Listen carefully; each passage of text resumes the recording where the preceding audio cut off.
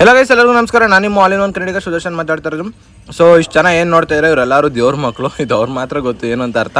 And ಇವತ್ತು engineering ಕಾಲೇಜವರು ಅದೇನೋ ಸ್ವಲ್ಪ ಹೊಸದಾಗಿ ಏನೇನೋ ಟ್ರೈ ಮಾಡ್ತಾಯಿದ್ರು. ನನಗೇನೋ ಅಂತ ನಿಜ ಅರ್ಥ ಆಗಲಿಲ್ಲ. ಬಟ್ ಆದರೆ ನಾನು ಅದೊಂದು ವೀಡಿಯೋ ತೊಗೊಂಡು ಬಂದೆ. ಅದಾದಮೇಲೆ ನಾವಿಬ್ಬರೂ ಪ್ಲ್ಯಾನ್ ಮಾಡ್ತಾಯಿದ್ದೋ ಯಾವುದೋ ಒಂದು ವೀಡಿಯೋ ಮಾಡೋಕ್ಕೋಸ್ಕರ. ಸೊ ಅದಾದಮೇಲೆ ನಾವೆಲ್ಲ ಇವತ್ತು ಯುವ ಸಂಭ್ರಮ 2ನೇ ದಿನ ಹೋಗಬೇಕಾಗಿತ್ತು, ಹೋಗ್ತಾ ಇದ್ದೀವಿ. ಬಟ್ ಆದರೆ ನಾನು ಜಿಮ್ಗೆ ಹೋಗಲಿಲ್ಲ, ಯಾಕಂದರೆ ಮಾಡ್ಸಿರೋ ಮೊನ್ನೆ ವರ್ಕೌಟೇ ತುಂಬ ನೋಯ್ತಿತ್ತು, ಬೆನ್ನು ಎತ್ತಕ್ಕಾಗದಿರೋ ಮಟ್ಟಿಗೆ. ಇಲ್ಲಿಗೋಗಿ ನಾನು ವರ್ಕೌಟ್ ಎಲ್ಲ ಮಾಡದೇ ಇದ್ದರೂ ಕೂಡ ಬಟ್ ಅದು ಚೆನ್ನಾಗಿ ಕುಣಿದೆ. ಬಟ್ ಆದರೆ ಇವತ್ತು ಬೆಳಗ್ಗೆ ಎದ್ದೇಳೋಕ್ಕಾಗ್ದಂತೆಯೇ ಹತ್ತತ್ರ 9 ಗಂಟೆ 9 ಕಾಲಿಗೆ ಎದ್ದಿದ್ದೀನಿ.